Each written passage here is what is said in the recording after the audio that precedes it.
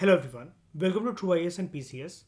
दोस्तों, अब हम इस चैप्टर में देखते हैं स्किल डेवलपमेंट स्कीम्स। ठीक है।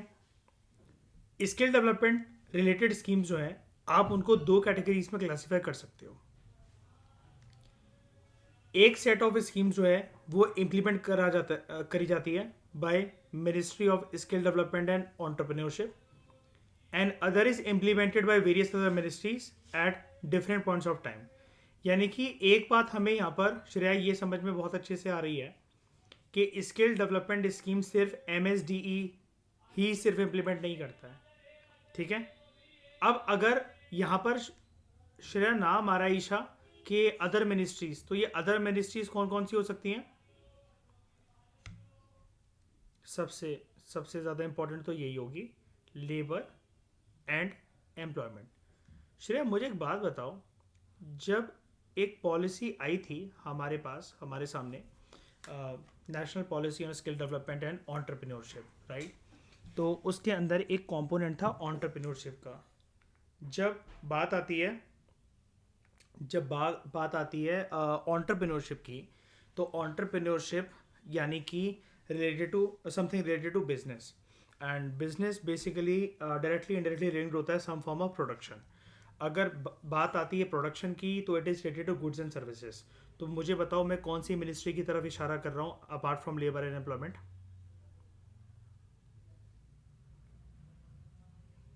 श्रेया, जहाँ 11 करोड़ लोग हैं, प्रोडक्शन होती है। हाँ, एमएसएमई मिनिस्ट्री, ये sorry, micro small and medium enterprises ministry. ठीक है। ये कुछ अलग अलग मिनिस्ट्रीज हैं, ठीक है, जो कि स्किल डेवलपमेंट के लिए बेसिकली काम करती हैं। अब स्किल डेवलपमेंट के लिए और भी जगह पर काम होता है। अगर आप चाहो तो मैं आपको दे देता हूँ, एक दो मिनिस्ट्री के नाम और दे देता हूँ जहाँ पर स्किल डेवलपमेंट के काम होते हैं। स्किल डेवलपमेंट की देखो, जो है स्कीम, कोई सी भी मिनिस्ट्री लेकर आ सकती है। एग्जाम्पल दूँ? मुझे श्रेया उस मिनिस्ट्री का नाम, सॉरी, मुझे उस स्कीम का नाम बताओ ज़रा आप लोग। मैंने अभी आपको एक चीज़ बताई लास्ट वीक, मतलब हाँ, लास्ट वीक से बताना शुरू हुआ मैं। एग्रीकल्चर सेक्टर में वेमेन को स्किल देने के लिए विद रिस्पेक्ट टू ड्रोन्स कौन सी स्कीम आई है? हाँ, नमो ड्रोन दीदी। ठीक है, ड्रोन दीदी स्कीम। अब मुझे एक बात बताओ, क्या ये स्किल डेवलपमेंट स्कीम है ना? एग्जाम्पल के तौर पर ईशा, आप ड्रोन उड़ा सकते हो? अभी अगर मैं आपको ड्रोन दूँ, आप ड्रोन उड़ा लोगे बिना किसी की गर्दन काटे? बिना किसी की गर्दन काटे। मैं भी नहीं उड़ा सकता। श्रेया, आप उड़ा सकते हो? है ना? श्रेया तो पक्का 3-4 का खून नहीं करते ड्रोन उड़ाने में। जान बुझ के कहो सॉरी, गर्दन कट गई, फिर से ट्राई करती हूँ। श्रेया, ऑफिस में उड़ाना अपने ड्रोन।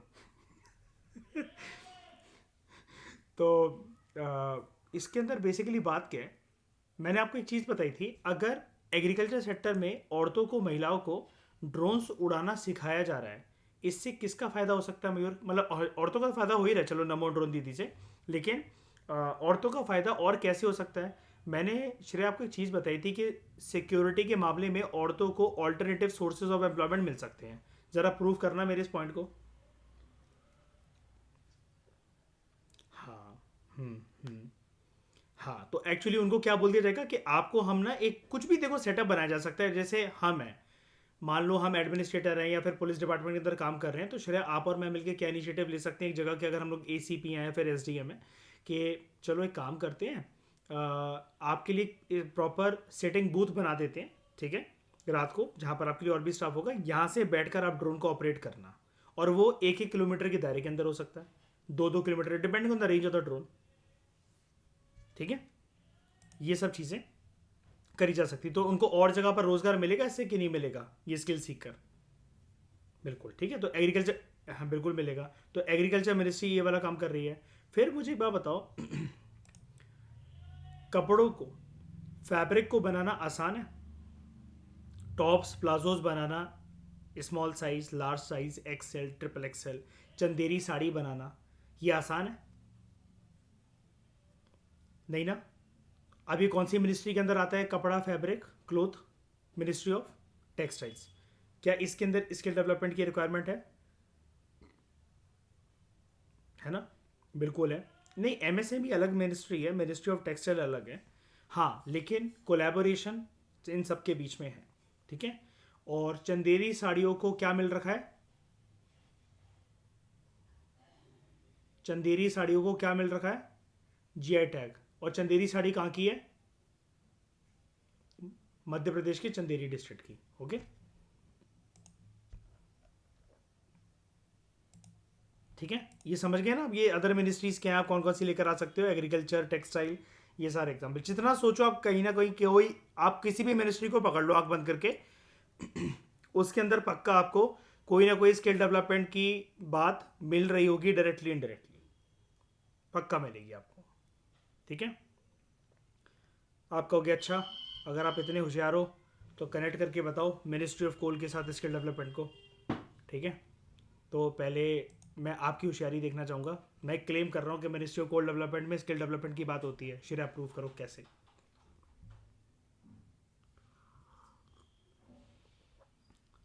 उसके लिए नई नई टेक्नोलॉजी बेसिकली, बिल्कुल, है ना, बिल्कुल सही।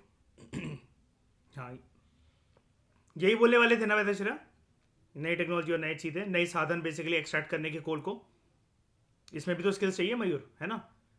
तो मयूर इसी के साथ बताओ मिनिस्ट्री ऑफ पेट्रोलियम में कैसे?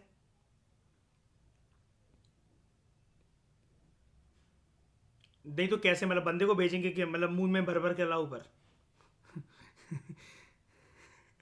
है ना? तो तो ये तो श्रेया बता सकती है ना। श्रेया, ऐसे तो नहीं करेंगे ना कि बंदे को हम तेरे को ऊपर से पकड़ लेते टांग दे रही तो नीचे जा मुंह में भर के ला, ठीक है। हमें बेसिकली कुछ टेक्नोलॉजी चाहिए होंगी, अब वो स्किल्स ही है ना उन सबको ऑपरेट करना आपको। हाँ सही बात है, बिस में मुर्गा ले आएगा, पेट्रोल ला रही है, ये सब लोग अपने अपनी फील्ड के लोग काम करते रहो। हाँ, बिटकॉइन ले आना, मैं बैठ के तमाशा देखूंगा। चलो, ये है पेज नंबर 684 था ना, ठीक है। तो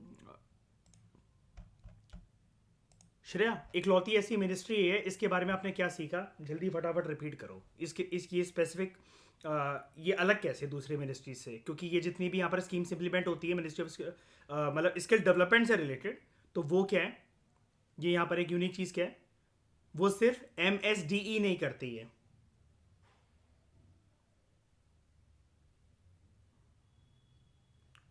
बिल्कुल, काम कर, ये बेसिकली मैं बताता हूँ, उद्यम रजिस्ट्रेशन जो है ना, उसके अंदर ministry of labour and employment भी अपना योगदान देता है ना? क्योंकि वो जब बेसिकली, हाँ, हम्म, वेरी गुड, ठीक है, तो ये चीज़ है।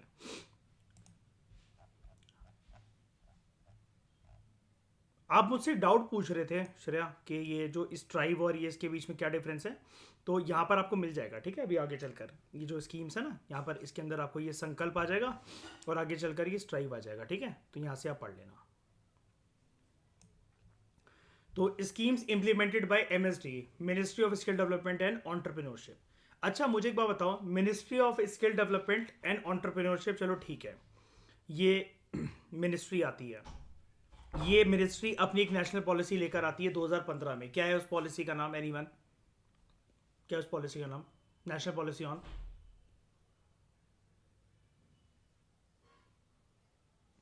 Skill development and entrepreneurship. लेकिन ये स्किल डेवलपमेंट के ऊपर कौन सी पॉलिसी हमारे देश की जब से आज़ादी मिली हमें? दूसरी, दूसरी। इससे पहले जो पॉलिसी आई थी वो कौन से साल में आई थी? 2009 में आई थी।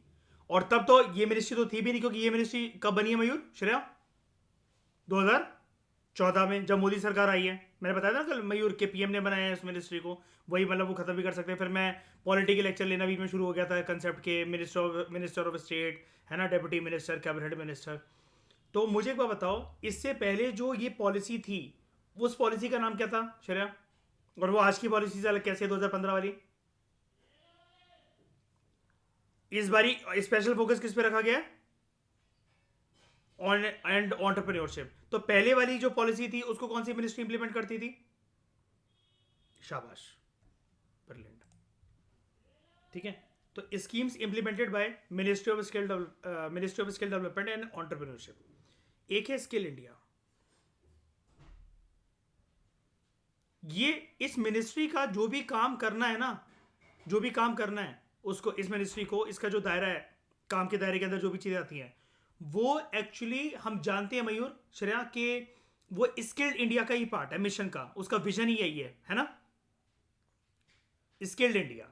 और उसका श्रेया 2025 का विजन मैंडेट क्या है? हम्म। हाँ, प्रोडक्टिविटी डिपेंडेंट, वेरी गुड। हमें हमें कौन से डिविडेंड से आगे बढ़ना है? डेमोग्राफी डिविडेंड से आगे बढ़ के प्रोडक्टिविटी डिविडेंड की तरफ बढ़ना है। हाँ, एंड वेरी गुड। ठीक है, ये मैं आपको यहाँ पर पढ़ा चुका हूँ कल। ठीक है, बेटर ये रहेगा, सब लोग सेम डे रिवाइज करा करो, उसमें फ़ायदे में रहोगे। कहाँ गया यार ये रहा, vision statement 2025, unlock human capital to trigger a productive dividend and bring aspirational employment and entrepreneurship pathways to all. And Shreya, इसके साथ साथ फिर मुझे ये भी बताओ कि what do you understand by the term human capital? Hmm. हाँ। हाँ। Yes. Knowledge, skill development and capacity, है ना? तो बात करते हैं स्किल इंडिया की। स्किल इंडिया के अंदर बेसिकली हमें करना क्या, किसको स्किल्स देनी है?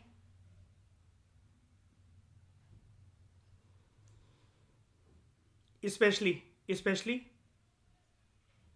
यूथ को देना है।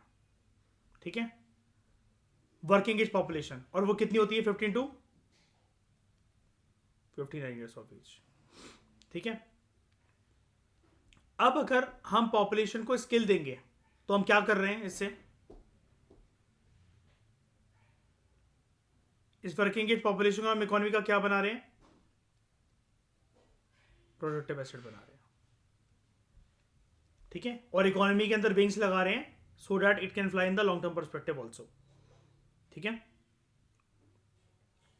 तो स्किल इंडिया मिशन भारत की सरकार के द्वारा लॉन्च करा गया था 2015 में, आफ्टर द फॉर्मुलेशन ऑफ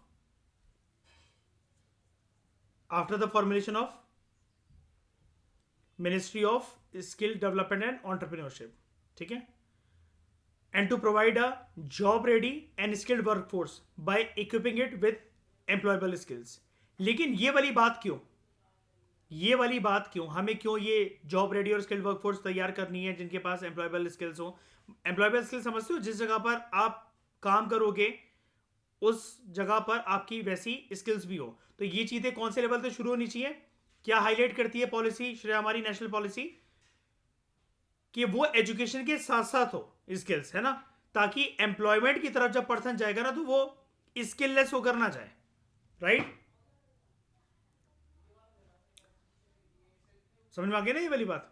लेकिन मुझे एक बात बताओ, इसका मैंडेट, इसका जो मैंडेट है उसमें चीज छुपी हुई है, उसके बेसिस पर ये वाली चीज हो रही है। कौन सा मैंडेट है उसका? किस गैप को कम करना? Demand and supply of skilled workforce, है ना? और फॉर्मल स्किल्ड वर्कफोर्स हमारी कितनी है?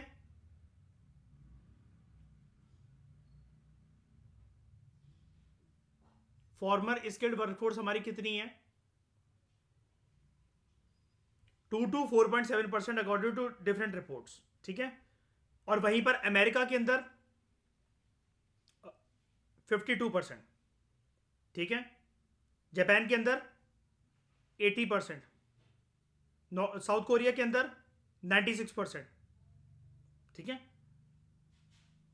ये मैं हवा से फैक्ट्स नहीं ला रहा हूँ, ये इसी चैप्टर के पार्ट है। ठीक है, हाँ। तो objective of the mission was to skill over 40 crore people by 2022।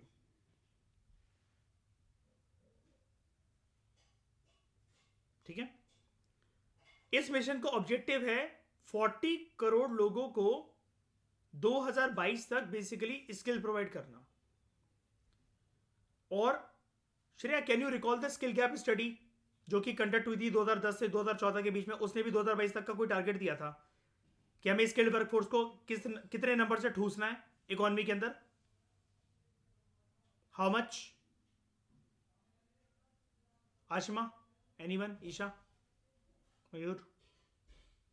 10.97 crore, basically 11 crore. लेकिन इस मिशन का ऑब्जेक्टिव क्या है? It is to skill over 40 crore people by 2022 and enhance their employability by training them in skill sets of their choice. Vision जो है skill India mission का, एक ऐसा इकोसिस्टम क्रिएट करना which is conducive to empowered economy with a job ready skilled workforce. कैसे? By skilling on a large scale with speed and quality, by complying with industry recognised standards. देखो, हमने speed की बात करी थी और quality की बात भी करी थी, ठीक है.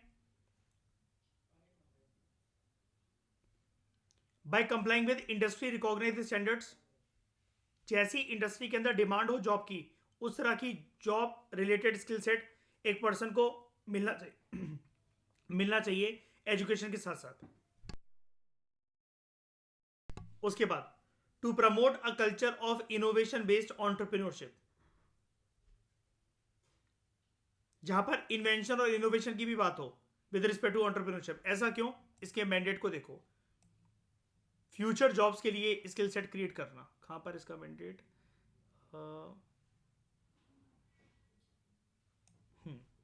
ये रहा, मिनिस्ट्री ऑफ एमएसडी है ना, ये देखो.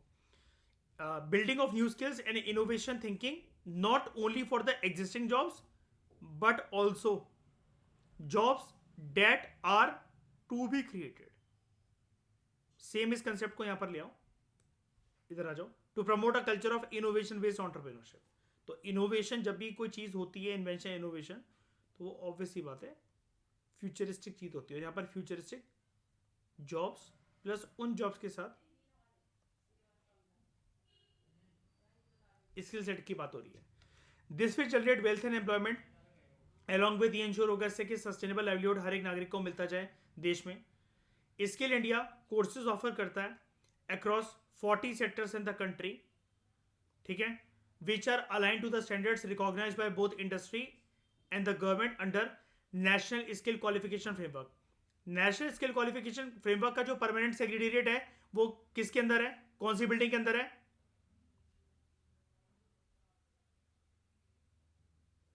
कौन सी बिल्डिंग के अंदर है? नेशनल स्किल डेवलपमेंट एजेंसी के बिल्डिंग के अंदर है. अब जो कि मर्ज हो गया किसके अंदर?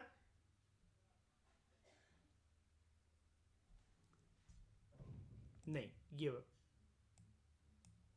इसके अंदर मर्ज हो गया ना. ये यहां पर देखो, एनसी वेट, मैंने सही लिखा ना? एनसी वेट, हाँ ठीक है, NC VET, national council for vocational education training. मैंने आपको बताया था नेशनल स्किल क्वालिफिकेशन फ्रेमवर्क. इसका इसका ये एक तरीके से करिकुलम है. स्किल्स कैसे प्रोवाइड करी जाएंगी वर्कफोर्स को, कमेटी होती है इसके लिए, नेशनल स्किल क्वालिफिकेशन कमेटी.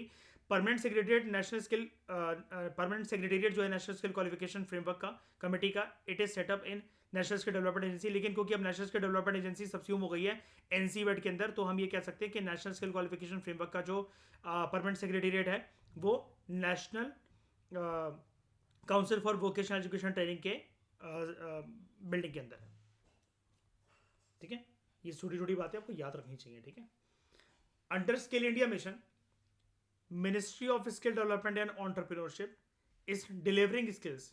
कैसे? Through a comprehensive network of skill development centres under following skill development schemes across the country. Schemes की तो चलो हम बात करते हैं, लेकिन ये जो स्किल डेवलपमेंट सेंटर्स की बात कह रहा है, जैसे 4 फिगर्स होते हैं हमारे सामने, ठीक है, 37, 33, 15,000 और 187. क्या ये सही लिखे मैंने, क्या गलत लिख दी है?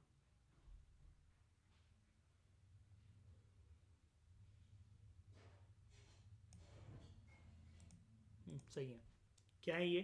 37 एसएससीज, sector skill councils, 33 national skill training institutes, 15,000 industrial training institutes और under DGT directorate general of training, और 187 ट्रेनिंग पार्टनर्स जो कि रजिस्टर कर जाएंगे एनएसडीसी के साथ, नेशनल क्या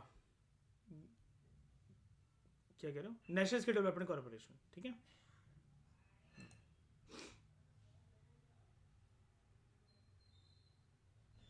स्कीम्स की बात करते हैं। प्रधानमंत्री कौशल विकास योजना, ठीक है। क्या हो गया श्रेया, आवाज़ नहीं आ रही थी क्या आपको? मैं भी पूछ रहा था आपसे कुछ। अच्छा, कोई नहीं। प्रधानमंत्री कौशल विकास योजना, यूपीएससी क्वेश्चन प्रीलिम्स 2018, 2018 का ये क्वेश्चन था। ज़रा इसको आंसर करने की कोशिश करो। विद रेफरेंस टू प्रधानमंत्री,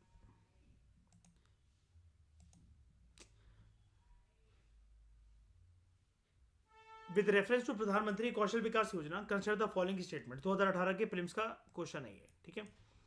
it is a flagship scheme of ministry of labour and employment. हम इस चैप्टर में ministry of labour and employment के बारे में पढ़ रहे हैं। तो एलिमिनेट कौन सा हो जाएगा? ये जो स्कीम्स है किसकी हैं? हम क्या पढ़ रहे हैं? Under MSD. तो एलिमिनेट कौन कौन से हो जाएंगे? पहला गलत है, 1 गया और 4 गया। अब 2 बाय डिफॉल्ट ठीक है यहां पर, दूसरा क्योंकि दोनों में 2 2 है। It among other things will also impart training in software skills, entrepreneurship, financial and digital literacy. Okay. It aims to align the competencies of the unregulated workforce of the country to National Skill Qualification Framework. अब बताओ, मैंने अभी आपसे बात करी NSQF की, इसने भी अभी आपसे बात करी, मैंने ये सेक्रेटेरिएट भी बताया इसका अभी आपको, ठीक है।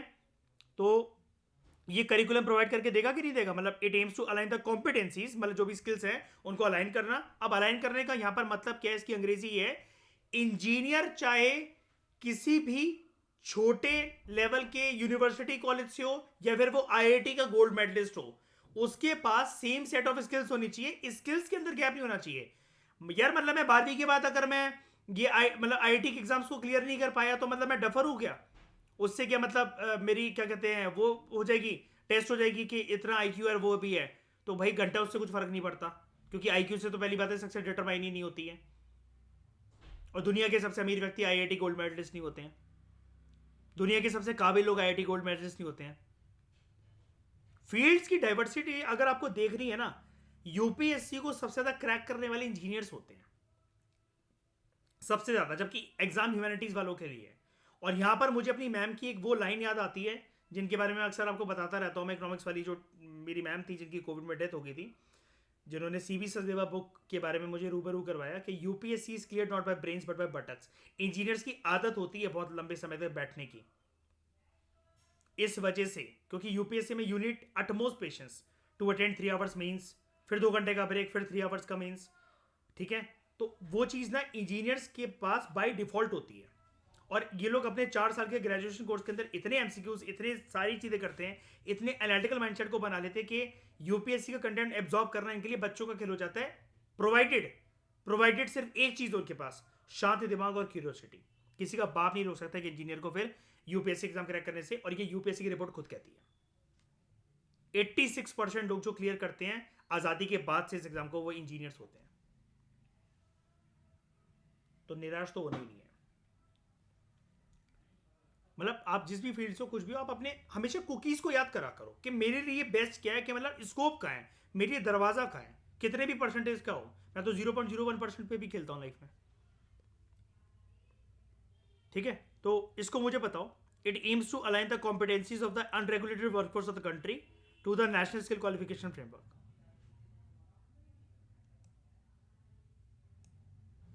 सही है, स्टेटमेंट गलत है? जो अभी तक वर्कफोर्स अनरेगुलेटेड है, क्या अलाइनमेंट है? सेम तरीके सेम लेवल का इंजीनियर होता है आज जो आईआईटी से क्लियर करा हो या मणिपाल यूनिवर्सिटी से क्लियर करा हो? बताओ, नहीं ना। अगर हम उनकी कॉम्पिटेंसीज को अलाइन कर दें तो ये करिकुलम, ये जो सिलेबस है, ये नेशनल स्किल क्वालिफिकेशन फ्रेमवर्क बनाकर नहीं देखा क्या हमें?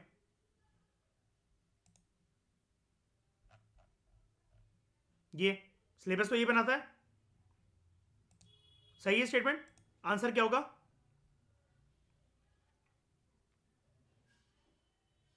खेलो भाई, जुआ खेलो जल्दी। बिल्कुल सही हुई साहब, सही आंसर, ठीक है।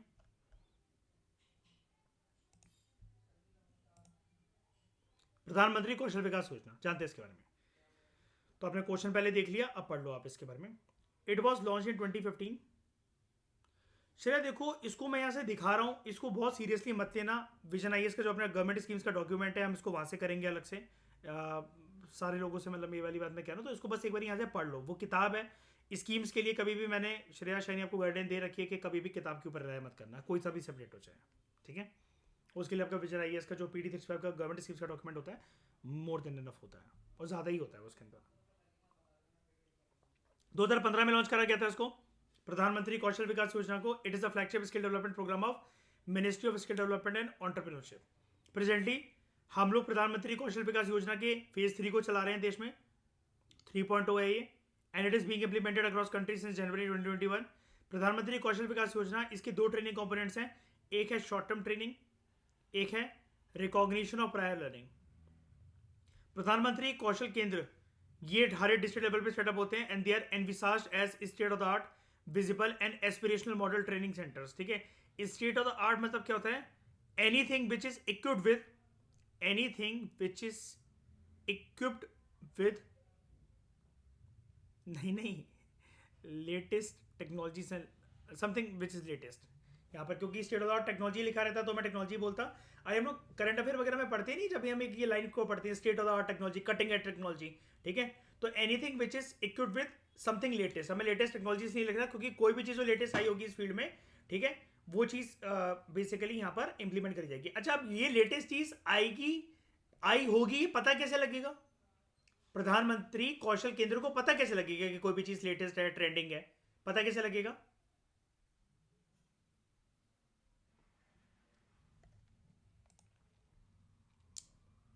डू एनालिसिस,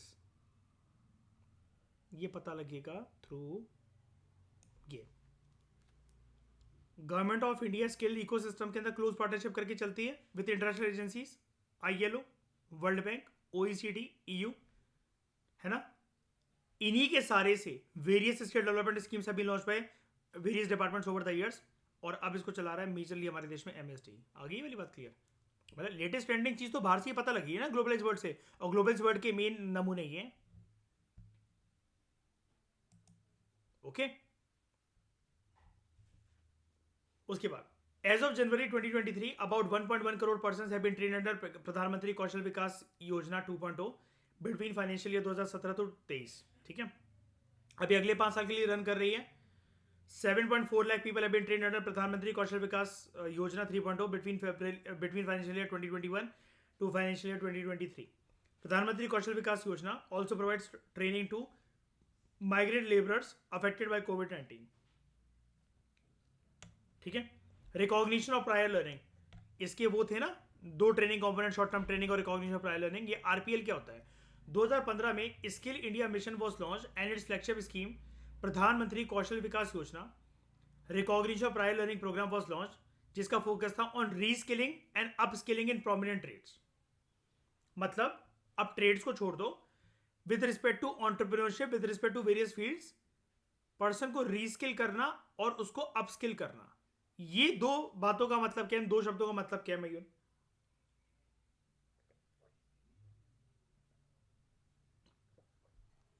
ऐसा क्यों? ऐसा क्यों? क्यों देंगे दोबारा से स्किल? वक्त और जमाना बदल गया है, अब टेक्नोलॉजी की पेनिट्रेशन बहुत ज्यादा है।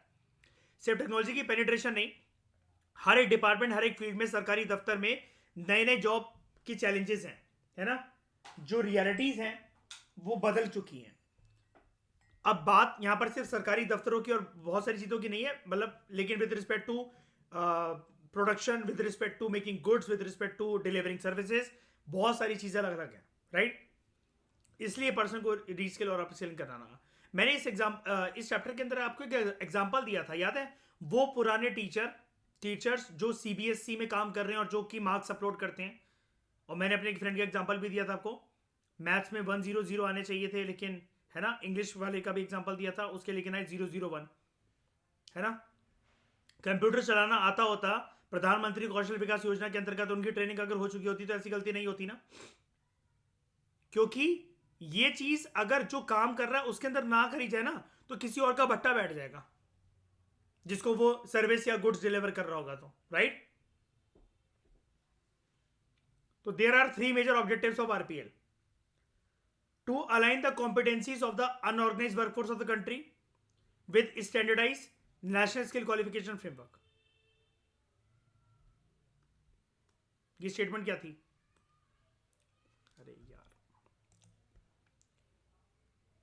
It aims to align the competencies of the unregulated workforce of the country to the national skill qualification framework. Ministry तो आप इसके अंदर जानते ही हो कि गलत है।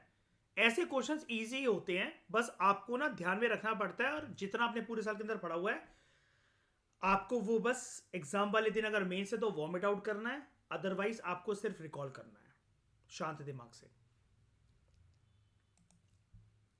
मैं अगेन बोल रहा हूं, आप अपनी हैबिट डेवलप कर लो अगर नहीं है आप में मेडिटेटिव माइंड की। कोई भी चीज़ करने से पहले आप मेडिटेशन करा करो, शांत दिमाग रखा करो, तभी वो आपका जॉब हो पाएगा। आपका सारा टैलेंट धरा का धरा रह जाएगा वरना, ठीक है। मन के अंदर अगर कोई भी एक दिन बेकार विचार आ गया, क्यों निकालूं मैं एग्जाम, क्यों करूं मैं इस एग्जाम को, होगा कि भी नहीं होगा, कितने लोगों का होता है, बस समझ लेना आपकी गेम खत्म है उस दिन।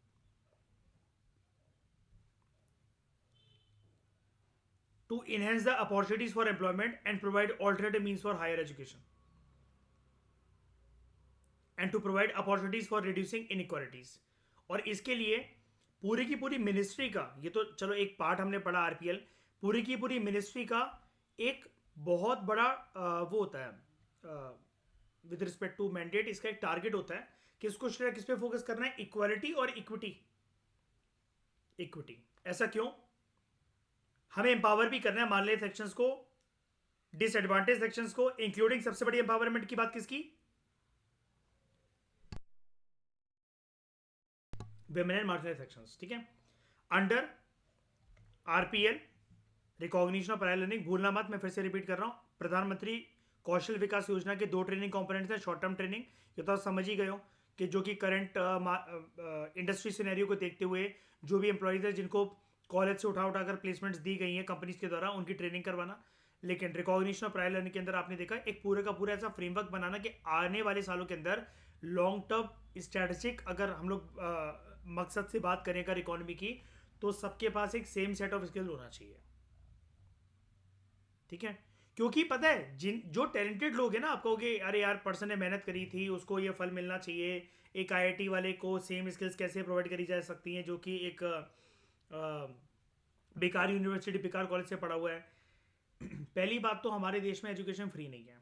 जिस दिन आप एजुकेशन फ्री करवा दोगे उस दिन ये वाली बेस्ट वैलिड लगेगी। Just like Scandinavian countries, Iceland, Greenland, Norway, Sweden, हाँ ये जो कंट्रीज हैं इनके अंदर बेसिकली क्या क्या एजुकेशन फ्री है, ठीक है। इंडिया के अंदर एजुकेशन अफोर्डेबल नहीं है। एक इंजीनियर और एक डॉक्टर बनने के लिए लाखों से करोड़ों रुपए तक का आपको एक बजट लेकर चलना होता है, ठीक है। वो पैसे हवा में नहीं लटक रहे होते हैं, ना ही किसी पेड़ पर लटक रहे होते हैं, ठीक है। हर कोई टैलेंटेड पर्सन इस देश में अपने ड्रीम को फुलफिल नहीं कर पाता है। जो जिन लोगों को अपॉर्चुनिटी मिलती भी है तो उनमें से कुछ हरामखोर ऐसे होते हैं या हरामखोरनियाँ ऐसी होती हैं जो इस देश को छोड़कर भग जाते हैं और दूसरे देश की सेवा करने लग जाते हैं, वो ब्रेन ड्रेन, ठीक है। इस वजह से ये इस मिनिस्ट्री को बनाया गया था कि जब बात ऐसी हो ही रही है ब्रेन ड्रेन की, ठीक है, कुछ भी रीज़न हो पर्सन के, है ना, कनाडा भगने के, अमेरिका जाने के, ऑस्ट्रेलिया जाने के, लेकिन ओवर टैलेंटेड लोग भी हमारा देश नहीं रख पाता। तो सबको अगर एक common set of skills provide कराई जाएगी तो हमें कोई फर्क नहीं पड़ता कि कुछ जो ओवर टैलेंटेड लोग हैं अगर वो चले गए इस देश से, स्किल्स से उन्होंने सीखी, लेकिन अब वो सर्विस डिलीवरी मेहनत वो किसी और देश में देकर आ रहे हैं, उसकी जीडीपी में कंट्रीब्यूट कर रहे हैं। मतलब इस देश ने श्री उनके साथ क्या करा था, उनको खिलाया पिलाया निलाया सब कुछ करा, है ना, प्यार दिया लेकिन जैसी वो इसका पार्ट बने, क्या कहते हैं 15 to 59 ईयर्स वाले को वर्किंग एज पॉपुलेशन का पार्ट बने, तो वो किसी और की जीडीपी में कंट्रीब्यूट करने चले गए। इस मकसद के साथ ये पॉलिसी आई थी, पता है, ये जब सरकार को रियलाइज हुआ था। आप 2000 के बाद से आप जो फेज़ है हमारे देश का आप उसको देख लो, उसमें इतनी ज़्यादा ब्रेन ड्रेन हो चुकी है। एक बार बताओ, ब्रेन ड्रेन नहीं होती कोई रेमिटेंस के हमारे पास हवा में आ रहा है, ऐसे ही आ रहा है, मतलब दूसरी कंट्रीज खुश होकर भेज रही हैं, उनके प्रेसिडेंट भेज रहे हैं हमें, रेमिटेंस ये कहाँ से आ रहा है ना? तो वो बाहर से ही तो आ रहा है. तो under RPL more than 63 lakh beneficiaries have been certified across 37 different sectors between 2015 and 2022. ठीक है. Data of certified beneficiaries is made available to industry through Aseem, Atmanirbhar skilled employ employer mapping portal and application. अब आत्मनिर्भर का मतलब क्या होता है? किसके ऊपर डिपेंडेंट? Self dependent. तो ये अच्छी बात होती है कि नहीं होती है ये सेल्फ डिपेंडेंट होना? कितनी देखो, महिला मुक्ति मोर्चा कितनी जल्दी जागता है. अच्छी बात होती sir. The platform provides skilled workforce to industries as per market demand. ठीक है. तो बेनिफिट्स क्या है आरपीएल के? आरपीएल सर्टिफिकेशन जब भी मिलता है तो people have noted an increase and in income level. Under Pradhan Mantri Kaushal Vikas Yojana 63% beneficiaries have obtained a relatively higher position at their work place. उनके पास ये सर्टिफिकेट है. मैं आपको बात बताता हूँ.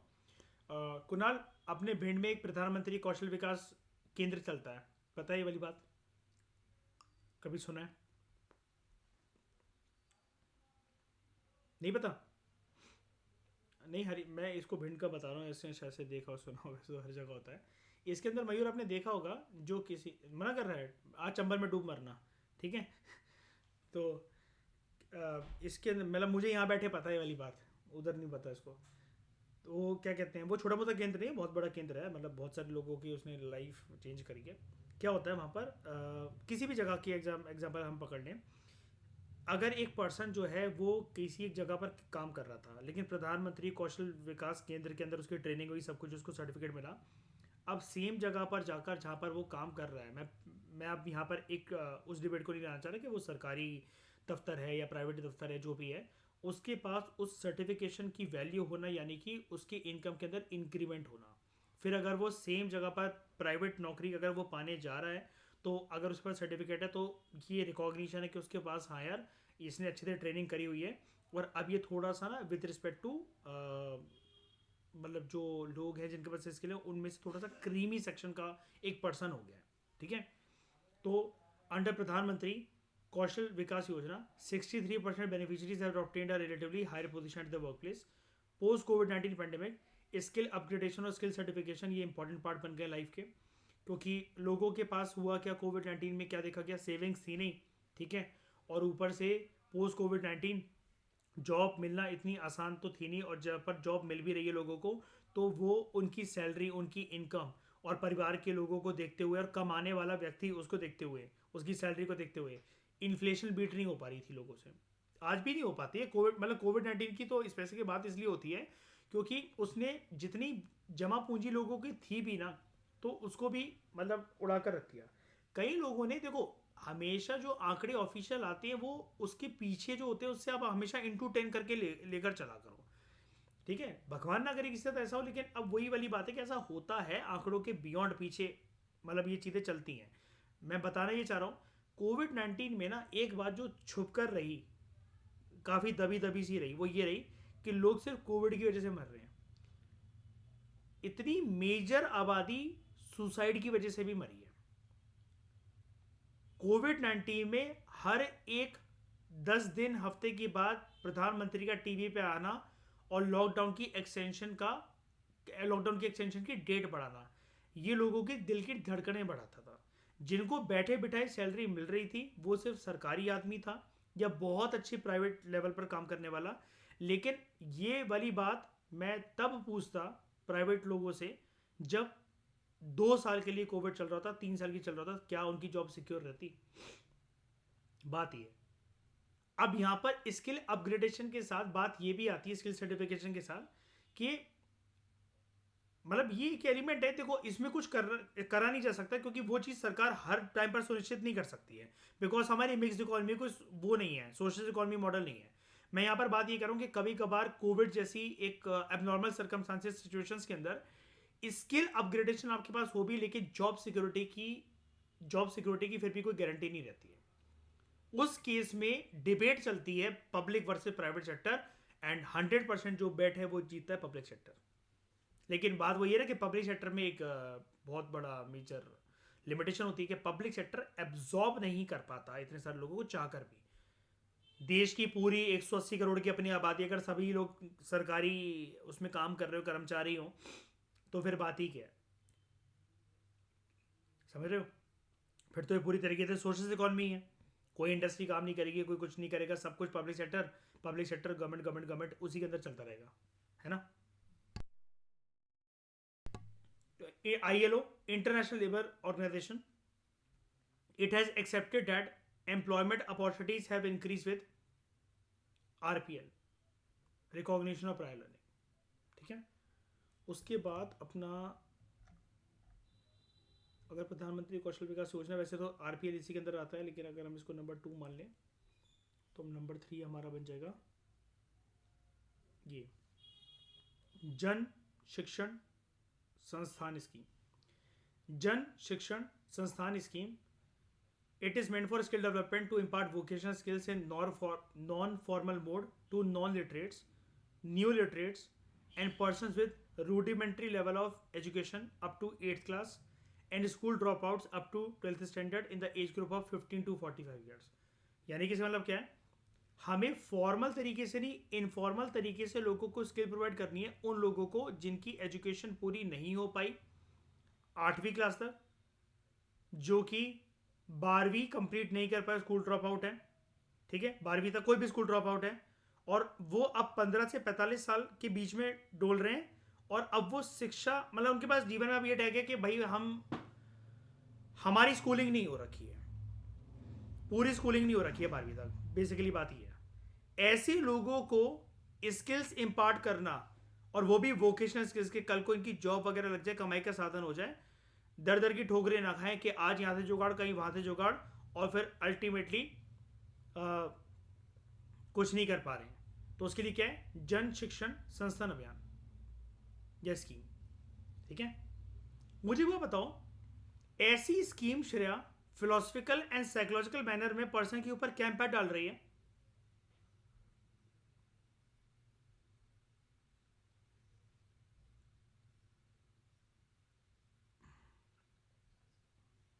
लाइफ नहीं, लाइफ को मीनिंगफुल बनाने का काम करती है ऐसी स्कीम। पता है क्या होता है, जैसे आपको रोज जुगाड़ करके जब अपनी रोटी का इंतजाम करना पड़े ना, मतलब यार जब तक मैं लोगों को पटाके ना रखूं, काम ना निकलवाऊं, 400-500 रुपये मुझे कमीशन की ना मिल जाएं, ऐसे जीवन में ना आप, मतलब जब ऐसा जीवन आपका चल रहा होता है तो आपको ना अपने जीवन से प्यार नहीं रह जाता। मैं ये नहीं कह रहा पर्सन सुसाइडल हो जाता है, लेकिन वो पर्सन के मन में यही चलता रहता है कि यार आज या इस हफ्ते, इस महीने के लिए तो इंतजाम हो गया सारी चीज़ों का, बच्चों की स्कूल की फीस का, है ना, बीवी के मेकअप के सामान का। तो ऐसा पर्सन जिंदगी ऐसी बिताता है कि थोड़ा है और थोड़े की ज़रूरत, ऑलमोस्ट नो सेविंग, पर्स के अंदर कभी उसके देखोगे तो ठीक है नोट पड़े हुए हैं, कभी चले चले जा रहे हैं, मकान का किराया देना बाकी है, मतलब बहुत सारी चीज़ें XYZ, बहुत सारी चीज़ें जो है वो चल रही होती हैं, है ना। उसकी वजह से लाइफ ना पर्सन की मीनिंगफुल नहीं रहती है। एग्री करते हो इस बात से? जब ऐसी ज़िंदगी बतानी पड़े किसी को भी, है ना। मेहनत मुशक्क़त वाले जीवन में ऐसे मज़ा आता है क्या, जिसमें आप, मतलब देखो, लाइफ में बेसिक चीज़ जुड़ी होती है, एक ऐसी लाइफ की बेसिक जो एक मीनिंग है वो है स्टेबिलिटी। ठीक है, स्टेबिलिटी इन सेंस ऑफ कि एटलीस्ट आप बेसिक चीज़ें, रोटी कपड़ा मकान इंश्योर कर सको, और वो कंसिस्टेंट तरीके से इंश्योर कर सको। आज का इंतज़ाम हो गया और कल का नहीं हो पा रहा है, तो वो फिर स्टेबिलिटी नहीं है। और जब भी स्टेबिलिटी अनस्टेबिलिटी की तरफ बढ़ती है किसी के जीवन में, आई रिपीट, जब भी स्टेबिलिटी अनस्टेबिलिटी या इंस्टेबिलिटी कह लो उसकी तरफ बढ़ती है किसी के भी जीवन में, तो पर्सन जो है फिर वो प्रोडक्टिव एसेट नहीं रह जाता। कुल मिलाकर बात ये है। अब ऐसे लोग जो कि स्कूल वो ड्रॉप आउट है, ये कुछ भी ऐसा कभी सोच सकते हैं कि हम यार कुछ बहुत मान काम कर जाएंगे, हमें ऐसी जॉब मिल जाएगी, वो मिल जाएगी? या तो फिर ऐसा पर्सन जो है उसके रातों रात कोई अलादीन का चिराग लग जाए तो वो अमीर बनने के नुस्खे जानता हो, या फिर वो खानदानी रईस हो, डायमंड मर्चेंट का बेटा हो, या फिर किसान हो बहुत ज़्यादा जिसके पास ज़मीन हो, पुश्तैनी प्रॉपर्टी हो कि खानदान में परंपरा ही चली आ रही है कि बाप दादा भी कभी नहीं पढ़े थे और वो भी नहीं पढ़ा। ठीक है, वो अलग बात है। लेकिन ये स्कीम लोगों की लाइफ को मीनिंगफुल बनाने का काम कर रही है। आप ऐसी चीज़ें डेफिनेटली लिख सकते हो। ये आपकी पर्सनल एनालिसिस होती है स्कीम्स को लेकर। स्कीम्स का मतलब ये नहीं होता कि सरकार ने आपको जो बता रखा है। डेफिनेटली फैक्ट्स एंड फिगर्स पे तो आपको, डेटा पे तो आपको बात करनी ही पड़ेगी किसी भी स्कीम के अंदर। लेकिन मेंस के अंदर जब स्कीम्स की एनालिसिस आती है ना, लोग सिर्फ वही प्रोविजन रट्टा मारकर जो कि किसी करंट अफेयर की मैगजीन में या इकोनॉमिक सर्वे में गिवन होता है वही दे आते हैं। आप उसके बियॉन्ड जाकर एनालिसिस हो कि ये स्कीम का पर्पस क्या है। क्योंकि स्कीम्स को तो आप पूरे यूपीएससी के सिलेबस पे सबसे ज्यादा प्यार करा करो, क्योंकि अगर आप यूपीएससी की तैयारी करने आए हो तो यही आपके जीवन का मकसद है। आप ही के नाम पर मैं कितने बार आपको बताता हूं कि कोई ना कोई कमीशन बनेगी, कोई ना कोई कमेटी बनेगी, किसी ना किसी स्कीम के अंदर एक प्रोविजन को लेकर पहले से ही आपका योगदान होगा। वरना क्या सेंट्रल सेक्रेटेरिएट में झकमराने आ रहे हो अपनी 10 साल 15 साल के करियर के बाद? यही सब काम तो दिन रात करने पड़ेंगे। और किस चीज़ की फाइलें पड़ी होती हैं आपके ऊपर कि मिनिस्ट्री ने ये भिजवाया है, पार्लियामेंट में सेशन में आज ये डिस्कशन हुआ था, आपको और 15 लोगों को और बोला गया है, आप सबको एक साल का, 1.5 साल का, 8 महीने का टाइम दिया जा रहा है, एक्सटेंशन दी जा रही है, इसके ऊपर रिकमेंडेशन दो जरा, इसके ऊपर एक अच्छा सा बिल बना कर दो, हमें प्रेसिडेंट को भिजवाना है एक्ट बनाने के लिए, अच्छी सी प्रोविजन इसके अंदर डाल के दो, बताओ हमें कैसे इंप्लीमेंट होगा। इसलिए दिमाग चलाने पर आपको विवश प्रिपरेशन की स्टेज पे ही करा जाता है कि अभी दिमाग चला लो, बाद में जाकर इतना फ्रस्ट्रेटेड हो जाओगे कि यार इससे बढ़िया तो यार प्राइवेट नौकरी थी यार हमारी यार। तो skills are provided through NGOs at the doorsteps of the beneficiaries in rural, urban, and remote, previously unreached areas. Priority groups are women, SC, ST, minorities, and other backward section of the society. ठीक है। उसके बाद naps, national apprenticeship promotion scheme. What do you understand by the term apprenticeship?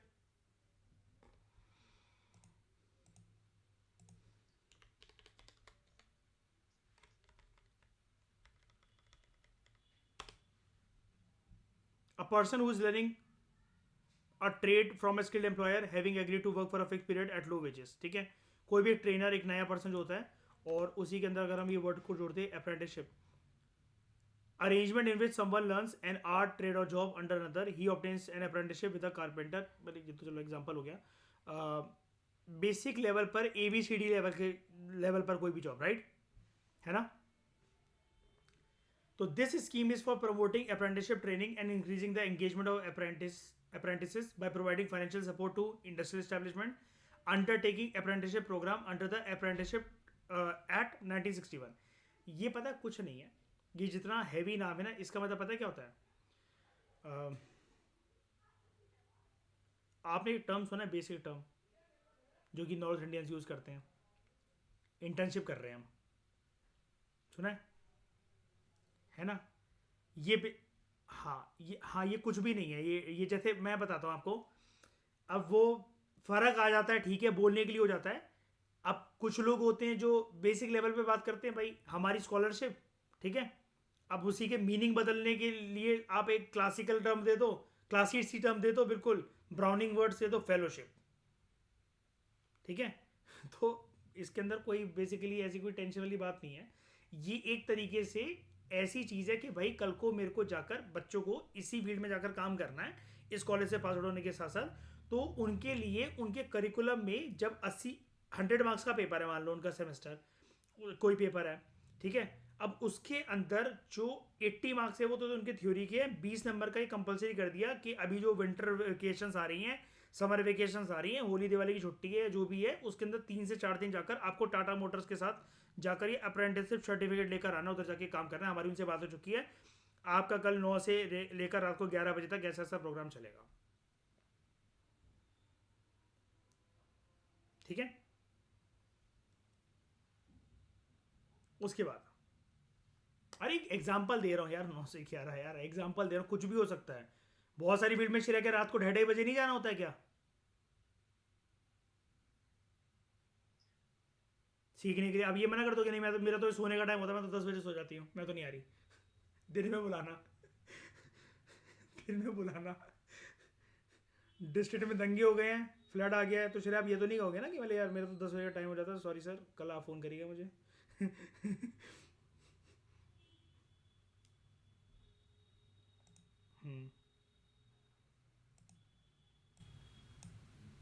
क्या मतलब विरोध प्रदर्शन? हाँ। हम्म।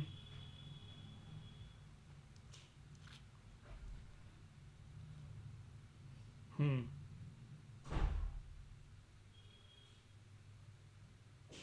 हम्म।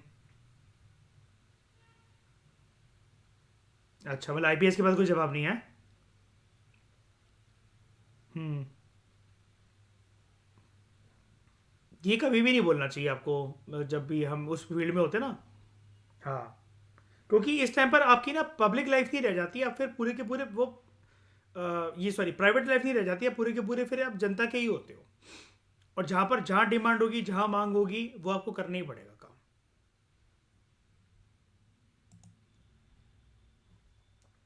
उस चीज को आपको सोच समझ के चलना पड़ता है, लेकर चलना पड़ता है। और ये डेली लाइफ में प्रैक्टिस से होता है। मतलब आप ये अभी से ही सोच के चलोगे, लेकर चलोगे। अब जैसे आप इसी को देख लो मयूर, इनमें से इतने चेहरे ये जो है रोज रोज तो आते नहीं है, ठीक है। लेकिन फिर भी जितने एक दो आते हैं, मैं फिर भी क्लास लेकर चलता हूँ ना। मैं तो नहीं बोलता किसी से सारे हरामखोर नहीं आते, है ना। अच्छा, ठीक ही बोला है। हाँ, पर्सन फ्रस्ट्रेटेड होते होते एक दिन कह ही देता है। जैसे मैं ही कह दूँ, है ना, खुद कर लो प्रिपरेशन। मेरे को अपनी प्रिपरेशन भी करनी है। नहीं, तीन लोग आएंगे और तीनों की शक्लें तीनों दिन अलग हैं, तो ऑब्वियस सी बात है। मैं भी सोचूं ना, मैं रात रात पर कंटेंट जाके क्यों बात कर रहा हूँ, ऐसे बड़ी तो मैं बंदी बंदी बनाऊँ, रात को बात करके सोऊंगा मुझसे। कुणाल, तुम्हारी आवाज़ नहीं आ रही, तो मैं ऐसा लग रहा है किसी गड्ढे के अंदर से बोल रहे हो। दोबारा रीज्वाइन करो। अब आ रही है, हाँ।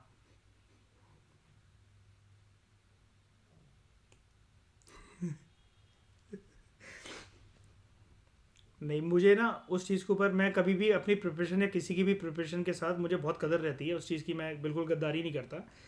लेकिन जब मुझसे कोई ये कहता है ना कि हम अपने प्राइवेट स्फीयर के अंदर बिजी चल रहे हैं, तो मुझे लगता है कि हराम खोरो, या मरने आए हो या अपनी मरवाने आए हो इस एग्ज़ाम के अंदर। ऑन रिकॉर्ड ये वाली बात मैं बोल रहा हूँ कि क्या करने क्या हो इस एग्ज़ाम के अंदर। भिखमंगो सालो, फिर तो चपरासी के एग्ज़ाम की तैयारी करो ना, इतना बड़ा सपना क्यों देख रहे हो जब औकात ही नहीं है प्रिपरेशन करने की। तो since the launch of the scheme in 2016, as of 31st December 2022, 21.4 lakh apprentices have been engaged by industries. उसके बाद इंडस्ट्रियल ट्रेनिंग इंस्टीट्यूट्स या craftsman training schemes. This scheme this scheme is for providing long term training through 14,716 industrial training institutes operational across the country. Shreya, ये fact सही बता रहा है गलत बता रहा है? 15,000 है। मैंने आपको अभी चार फिगर्स बताए ना यहाँ पर। अभी लिखा ना मैंने, ये चार याद रखना: 37, 33, 15,000, 187। श्रेया बताओ जल्दी, ये क्या है? 37 क्या? S S C full form बताओ एस एस सी की। ठीक है, 33 आई टी आई की फुल फॉर्म बताओ। 15,000 क्या है?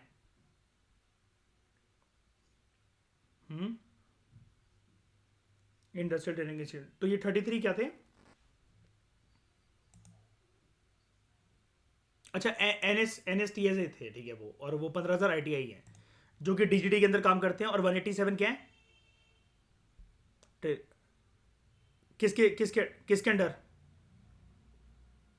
डीजीटी नहीं, NSDC, national skill development corporation registered है, ठीक है। कि मतलब वो भी तो देखे ना, जो भी ट्रेनिंग वगैरह जो प्रोवाइड कर रहे हैं, हमने पढ़ा था ना। एक चीज़ हमने पढ़ी थी, अगर आपको याद हो, ये देखो। एनएसडीसी की जब हम फंक्शन पढ़ते हैं ना, तो उसके अंदर ये चीज़ है: ट्रेन द ट्रेनर अकेडमीज।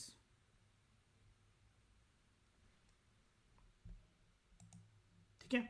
उसके बाद 91.7 lakh students have been trained as of 30 October 2022। उसके बाद craft instructor training scheme to provide comprehensive training in skills and training methodology to the instructor trainees to make them conversant with the methodology of teaching and techniques of transferring hands-on skills to further training skills manpower for the industry। ये जो पूरी की पूरी बात है, ये देगा कौन? ये ट्रेनिंग कौन इम्पार्ट करेगा? ये सब क्या है, कौन कर रहा है ये सेम काम? ट्रेन द ट्रेनर अकेडमीज, इधर डायरेक्टली और through partnership, quality assurance, information system, basically vocational institutions providing funding. ये सब काम जो पूरा का पूरा काम है, देखो क्या है, आराम से पढ़ो उसको। Craft instructor training scheme to provide comprehensive training in skills and training methodology to the instructor trainees to make them conversion, to make them familiar कि टीचिंग होनी कैसे चाहिए with respect to skills, techniques क्या होनी चाहिए, और transferring that hand on skills and to further train skilled manpower for the industry. अब ये देख रहे हो, फर्दर ट्रेन, तो further train skilled manpower for the industry. उसके बाद during the year financial year 2022, ये वाला काम एनएसडीसी करेगा, इसका सेकंड पॉइंट ये है, a total of 8,847 trainees have been trained in various national skill training institutes and institute of training of trainers। Same वाली बात, सेम वही वाली बात है ना, ये train the trainer academies.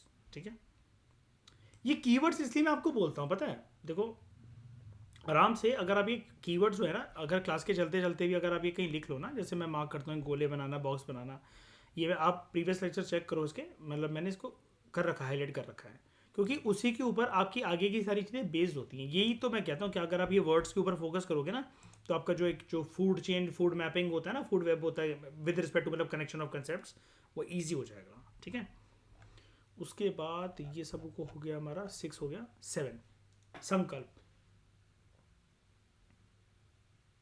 Skill acquisition and knowledge awareness for livelihood promotion. It is a program of Ministry of Skill Development with loan assistance from World Bank। ठीक है, loan assistance from world bank. उसके बाद it aims to improve short term skill training qualitatively and quantitatively through strengthening institutions. अच्छा मुझे एक बात बताओ, qualitatively तो आपको समझ में आ गया कि स्किल्स की क्वालिटी को इंप्रूव करना है, बट वाई क्वांटिटेटिवली, वाई, और ऐसा क्यों, कौन सा गैप कम करना है हमें?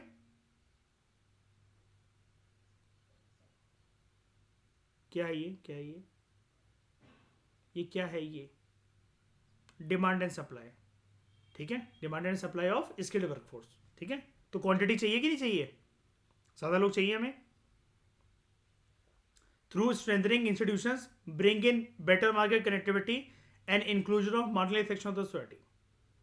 अब आप ब्यूरोक्रेट्स को देख लो मयूर, यूपीएससी कितने, सरकार कितनी कम वैकेंसी निकालती है, यूपीएससी को एक एग्जाम कंडक्ट करवाकर एक लोगों को, एक सेट को अलग अलग अकेडमीज में भेजना होता है, लेकिन जैसे कि हम बात कर रहे थे, स्किल्स प्रोवाइड करवाने में गिने चुने मुट्ठी भर आईएसओ को वो भी दिक्कत है, लवासना को, वो भी उनसे नहीं हो पा रहा। तभी तो एक बुरी की बुरी कंट्रोवर्शियल लहर चल रही है, किसकी? Lateral entry. It also aims to decentralise skilling initiatives. इसका मतलब क्या हुआ, decentralise skilling initiative?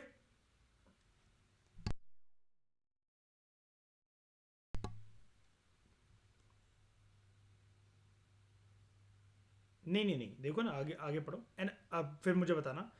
Aligning skill development programmes with local demand and aspirations of the youth. अब बताओ यहाँ पर डिसेंट्रलाइजेशन का मतलब क्या हुआ और लोकल डिमांड? हाँ, और बेसिकली ये कि स्किलिंग इनिशिएटिव्स को पूरा गांव दराज के एरिया में भी लेकर जाओ। हाँ, हम लोग हमेशा कहते हैं ना, grass root level decentralisation of power, है ना, वहां तक भी लेकर जाओ। स्किल ज्यादातर किसको देनी है, शहर के लोगों को कि गांव के लोगों को? जरूरत किसको है अभी ज्यादा है देश में? वेरी गुड, याद है आपको एम गिरी, शाबाश।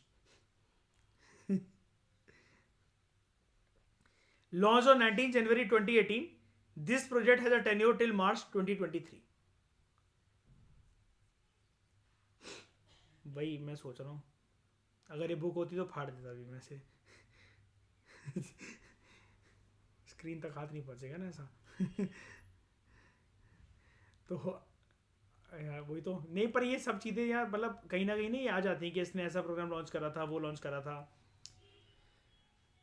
तो under national component and state components of Sankalp, 64 and 700 projects respectively, यानी कि under national component 64 components, state component 700 projects.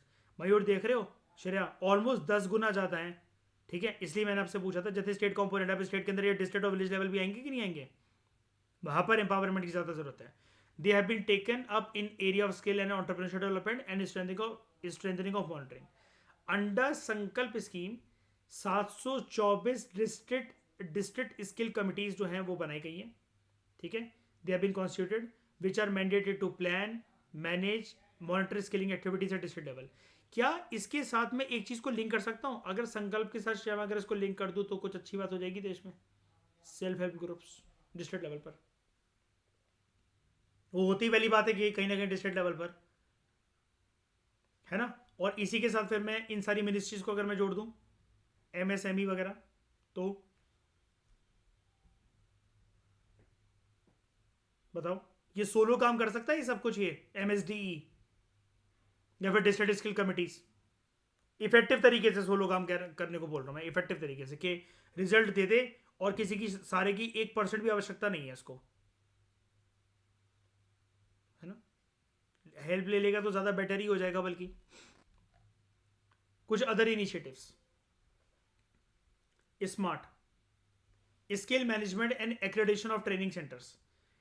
It is a single window information technology initiative, ताकि हम पुश कर सकें, फैसिलिटेट कर सकें एक्रेडिटेशन को, एफिलिएशन को और continuous monitoring of the training centres जो कि ट्रेनिंग प्रोवाइड करते हैं for national skill quality framework, aligned job roles in the skill ecosystem. ठीक है, अब ये नेशनल स्किल क्वालिफिकेशन फ्रेमवर्क जो होता है, मैंने क्वालिटी बोलती है sorry, national skill qualification framework जो होता है वो बनाता कौन है?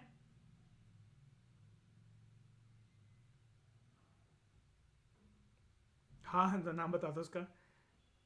हाँ, वेरी गुड, कमेटी। और उसका सेक्रेटेरिएट पहले कहाँ था? हाँ नहीं, सेक्रेटेरिएट एनएसडीए में था, और अब कहाँ पर है? NCVET. What is the full form of NCVET Mayur? National council for,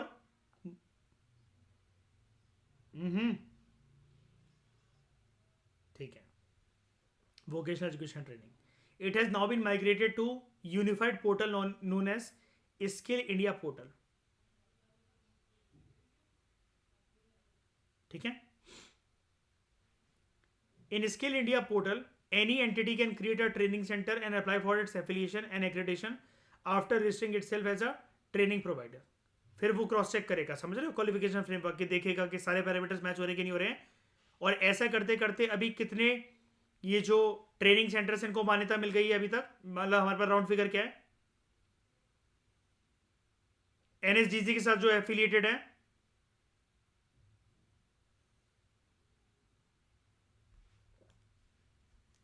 187, यहाँ ना ये रहा ना number, training partners have been registered.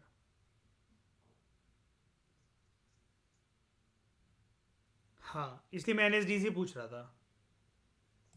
ठीक है, उसके बाद ये अभी चैप्टर फ्रेश है श्रेया, देखो इसलिए नंबर हमें याद है, इसके आगे अगर याद ना है तो कोई परेशान होने वाली बात नहीं है।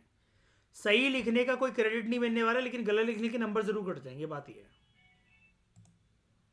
ठीक है, तो नंबर्स के ऊपर यूपीएससी में मत खेला करो, यूपीएससी कभी आपसे एक्सपेक्ट करता भी नहीं है कि आप नंबर के ऊपर खेलो। बहुत मेजर जो चीज़ें होती हैं यूपीएससी को खुद पता होता है, ये पर्सन की नज़रों से इतने बार गुजरी होंगी उसकी आंखों के नीचे से, उसने इतने बार टेस्ट दिए होंगे इसके, कुछ भी फिल्म या मीन्स ओरिएंटेड मेजर चीज़ें तो उसको याद होंगी होंगी। एटलीस्ट इतना तो याद है ना आप सबको, देश कब आज़ाद हुआ था, है ना। पर काफ़ी एग्जाम निकालने के लिए वो उतनी तारीख, बाकी सब में अपनी बस एनालिसिस पावर डेवलप करा करो। फैक्ट्स अपने आप ही क्योंकि रिकॉल हो जाते हैं, मतलब मैं वही कह रहा हूँ कि अपने आप ही, अगर आप अच्छे से बार बार रिवीजन करते करते पढ़ रहे हो तो। ठीक है,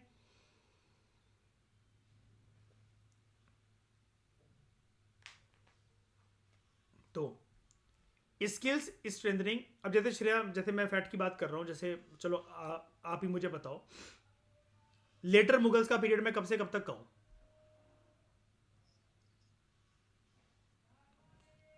श्रेया, लेटर मुगल्स है ना, 1707 से मान लो ना, औरंगजेब तो मर गया था। ठीक है। उसके बाद पूरे मुगल एम्पायर का टेन्योर कितने साल का? 300 331, वेरी गुड। ठीक है। उसके बाद अगर हम बात करें पावरफुल मुगल एम्पायर जो एम्पायर बनकर रहा, ठीक है, वो जब एम्पायर ना रहकर जब वो टूटता है तो वो किसका फेज होता है? शालम टू का। तब वो दिल्ली तक सिमटा हुआ एक किंगडम रह जाता है जस्ट, है ना। कैसे याद है ये सब आपको? Utmost revision. ठीक है। Skill strengthening for industrial value enhancement, strive. It is a World Bank assisted Government of India project with the objective of improving the relevance and efficiency of skills training provided through industrial training institutes and apprenticeship. Main objective is to achieve improved performance of ITIs, industrial training institutes, improved teaching and learning, and improved and broadened apprenticeship training. Skill loan scheme. It is designed to provide institutional credit to individuals for skill development courses aligned to national occupation standard and leading to a certificate or diploma or degree by training institutes as per national skills qualification framework. मुझे एक बात बताओ, पैसा और कौन देता है? Financial support और कौन सा जो है वो देता है इनमें से? फंक्शनल आर्म डेवलपमेंट फंड से आता है, ठीक है। और वो डेवलपमेंट फंड किसके अंतर्गत है? एनएसडीसी, ठीक है। यहाँ पर हमने पढ़ा था ना, ये फंड भी देता है, देखो, इट प्रोवाइड्स फंडिंग, ठीक है। संभालता उसको यही है, पार्टनरशिप से भी लेते हैं, हाँ, क्योंकि वो सरकार ने वैसे ही अपनी शेयर होल्डिंग कम कर दी है। सरकार की शेयर होल्डिंग कितनी हो गई है? 49, और प्राइवेट सेक्टर की 51%। Very good. Nai Roshni, a leadership development programme for minority women. Women ना बोलकर माइनॉरिटी विमेन बोला गया, ऐसा क्यों? क्या होता है मतलब इसका माइनॉरिटी विमेन का? यस, माइनॉरिटी कम्युनिटीज की जो विमेन है, ये एक सेंट्रल सेक्टर स्कीम है। सारा पैसा कहां से आ रहा है? यानी कि सेंटर से। For women belonging to minority communities in the age group of 18 to 65 years. It includes various training models like leadership of women, educational programs, health and hygiene, financial literacy, life skills, legal rights of women, digital literacy, etc. अब इसको मर्ज कर दिया गया इस component of प्रधानमंत्री विरासत का Virasat Ka Samvardhan scheme with effect from financial year 2022, Vikas scheme, aiming to improve livelihood of minorities, particularly artisan communities. Artisans कौन होते हैं? कारीगर. Through skill development, education and leadership training to support their entrepreneurship interventions. women की बात हो रही है यहाँ पर, ठीक है। दीनदयाल उपाध्याय ग्रामीण कौशल योजना। दीनदयाल उपाध्याय ग्रामीण कौशल योजना, इसका एम क्या है? ग्रामीण मतलब गांव। To transform rural poor youth into an economically independent and globally relevant workforce by providing demand-led skill training at no cost, कोई भी पैसा नहीं लगेगा, to the rural poor with the youth in the age group of 15 to 35 years in focus, क्योंकि ये तो productive asset आगे चलकर बन पाएंगे। उसके बाद ये जो दीनदयाल उपाध्याय ग्रामीण कौशल योजना है, it is a part of national rural livelihood mission. It is tasked with the dual objectives of adding diversity to the incomes of rural poor families and cater to the career aspirations of rural youth. फिर बात आती है digital skilling की, training for future skills. तो in an effort to assess the need for digital skills training in India, एक report आई थी, building digital skills for changing workforce, जिसको प्रिपेयर करा गया था बाय अल्फा बीटा, ठीक है, एक private body, and commission by Amazon web services. According to report 27.3 million workers, जो कि इंडिया के 7% वर्कफोर्स को रिप्रेजेंट करते हैं total, will need digital skills training in the coming years. मतलब उनको बेसिकली कंप्यूटर, लैपटॉप, ये सारी चीज़ें, साइबर जो चीज़ें होती हैं, ये सब कैसे काम करता है, ये सब कुछ से उनको हमें बेसिकली ये स्किल्स देनी पड़ेंगी. ठीक है, ये एक रिपोर्ट है, उसने ये बोला था, ठीक है, प्राइवेट बॉडीज की रिपोर्ट है। अमेजन वेब सीरीज के वेब सर्विसेज के इनिशिएटिव्स की वजह से एक अल्फा बीटा एक ऑर्गेनाइजेशन थी, उसने रिपोर्ट बिल्ड करी थी, building digital skills for changing workforce. It is based on a survey of 1012 digitally skilled workers in both technology and non-technology roles, 303 employers in India with representation from public, private and non-profit sectors। ठीक है, ये उसकी workforce मतलब एक survey conduct हुआ था, उसके basis पर ये कहा गया था कि इतनी इतनी कम जो है वर्कफोर्स है जो कि डिजिटल स्किल्स इनके पास नहीं है। ठीक है, तो digital skills are broadly defined as skills needed to use digital services, communication applications, and networks to assess and to access and manage information, from basic online searching and emailing to specialist program and development। At least वो किसी को mail तो भेज पाए, कोई चीज़ search करने को बोली गई है तो गूगल तो चलाना जानते हो उस टाइप कम से कम। Digital skill is not equal to education in the classic STEM science, technology, engineering and mathematics discipline. ठीक है, इसका मतलब ये नहीं है कि आप डिजिटल जो स्किल है ना, ये ऐसा नहीं है जो इंजीनियर्स जानते हैं, डॉक्टर्स जानते हैं, बायोटेक्नोलॉजिस्ट जानते हैं, डेटा साइंटिस्ट जानते हैं, आर्टिफिशियल इंटेलिजेंस के एक्सपर्ट जानते हैं। बेसिक फ़ोन चलाना, ईमेल भेजना, लैपटॉप चलाना, ये सब चीज़ें जानते हो तो मतलब आपके पास डिजिटल स्किल है। डिजिटल स्किल के लिए ना एक आपका मेंटल ब्लॉक होता है, पता है। ये रिपोर्ट तो सिर्फ इतना ही बोल रही है, मैंने तो उसके ऊपर बहुत स्टडी करी हुई है। क्योंकि जब डिजिटल इंडिया प्रोग्राम जब आया था ना, तब मेरा अटेम्प्ट मतलब मैं 2017 में पहले अटेम्प्ट देने वाला था कॉलेज के जस्ट बाद, लेकिन फिर मैं रुक गया था। तो उस टाइम पर मेरी प्रिपरेशन बहुत ज़ोरों शोरों से चल रही थी। उस टाइम पर मैं कॉलेज के थर्ड ईयर में ये प्रिपेयर कर रहा था। यहाँ पर जो मेंटल, एक मैंने आर्टिकल पढ़ा था बहुत अच्छा हिंदू के अंदर, उसका मेरे को याद है, मैंने बहुत अच्छे से उसके कंपाइलेशन करी थी। मेंटल ब्लॉक की बात आती है। मेंटल ब्लॉक के मतलब ये होता है, देखो एग्जाम्पल से समझाता हूँ मैं आपको इस चीज़ को, जैसा कि उस आर्टिकल ने बोला था। एक बुजुर्ग है या आपके पापा है, मान लो बुजुर्ग छोड़ो, बहुत अभी हम जाते हैं आपके दादाजी नाना नानी पे, लेकिन आपके पापा हैं और आप हो और आपके बच्चे हैं। आपके आजकल के बच्चों को अगर आप देखो, जो चलना बाद में सीखेंगे, लेकिन फोन पर उनको यूट्यूब ऑन करके अपना फेवरेट गाना या कोई भी पोयम या कार्टून वो लगाना आता है, राइट? मानते हो इतना? और लोग बड़े खुश होते हैं हमारा बच्चा इतना जानता है। क्या कह रहे? नो? हाँ अच्छा, ट्रू, अच्छा हाँ, बोल के दिखाना नो जरा। ठीक है, मजाक कर रहा हूँ ईशा। ठीक है, तो ये चीज़ है। लेकिन वहीं पर अगर हमारी बात आ जाए ना, तो हम थोड़े से कॉशियस हो जाते हैं, यार ये कैसे होता है, वो कैसे होता है। मेरा जब आईफोन आया, सबसे पहली चीज़ मैंने यूट्यूब से सर्च करी, how to switch off iPhone. साला बंद ही नहीं हो रहा, दो तो तीन तीन बटन दबाने के बावजूद भी साइड से वो ऑन करो तो वो सीरी ऑन एक्टिवेट हो जाता है उसके अंदर। मैं कहा मेरे को तो एंड्रॉयड की, सैमसंग की आदत है, पावर बटन उसका दबा कर रखो तो वो आ जाता है स्विच ऑफ करने के लिए। कहीं से समझ में ही ना आए मुझे, मैं करूँ क्या उसके अंदर। ठीक है, उसके बाद मुझे कोलैबोरेशन से कुछ टाइम पहले बोट की लीड्स आई, ठीक है, ईयरफोन्स आए, ईयर प्लग्स आए ये। तो अब मैं पूरे आईफोन के अंदर ना छेद ढूंढ रहा हूँ। मैं कहा शायद से ना कवर बेकार है, कहीं ना कहीं तो होगा यार, ऐसा कैसे हो सकता है। मुझे तो बाद में पता लगा 3 महीने बाद कि आईफोन के अंदर ये गाने सुनने के लिए कोई छेद ही नहीं होता। फिर मैंने कहा चलो यार आईफोन बेकार है, मैं कहा मेरा S23 अल्ट्रा मेरे काम आएगा। तो मैंने उसके अंदर देखा, उसके अंदर भी कुछ नहीं है ऐसा। और वो मुझे पता लगा कि आजकल ये जो मॉडर्न फ़ोन आ रहे हैं इनके अंदर एक कंसेप्ट जो है लीड इंसर्ट करने का, ये ख़त्म ही हो गया है। ये आपके पास जो ईयरबड्स वगैरह होते हैं कि ब्लूटूथ कनेक्टिविटी से ही सारी चीज़ें चलती हैं। तो अब लेकिन आजकल के जो बच्चे हैं वो बहुत तेज़ हैं इन सब चीज़ों के, इन सब टेक्नोलॉजी के मामलों में, या जो भी चीज़ें हैं ठीक है, जिसको जैसे आशा बता रही थी, जो करेक्ट टर्म यूज़ कर रही थी ना, कौन सी आप पॉपुलेशन आजकल वो है जो यूज चलते हैं, जेंजी।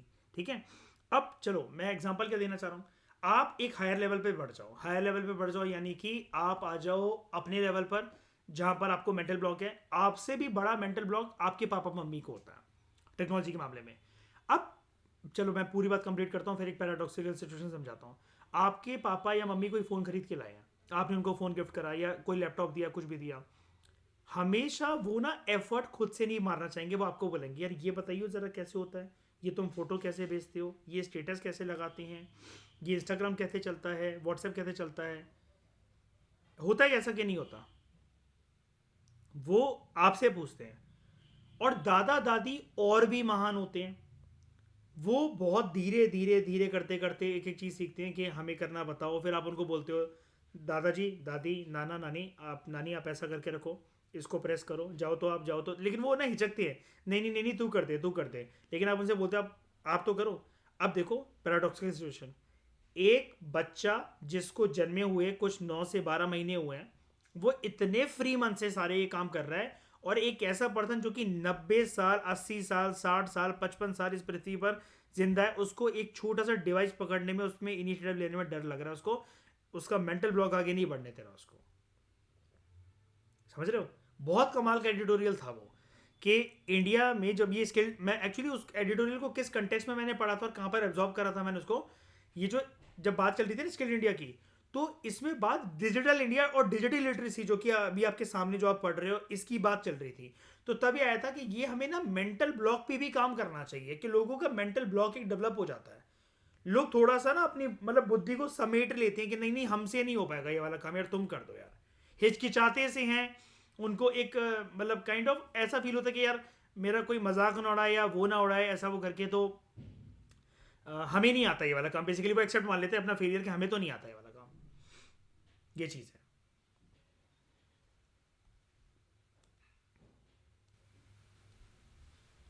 जैसे इतनी रील्स देख देख के ईशा, पापा की परी अच्छा नहीं लगता ना लड़कियों को कैसे बोलना यार, है ना? हर लड़की थोड़ी ना बैड ड्राइवर होती है ना?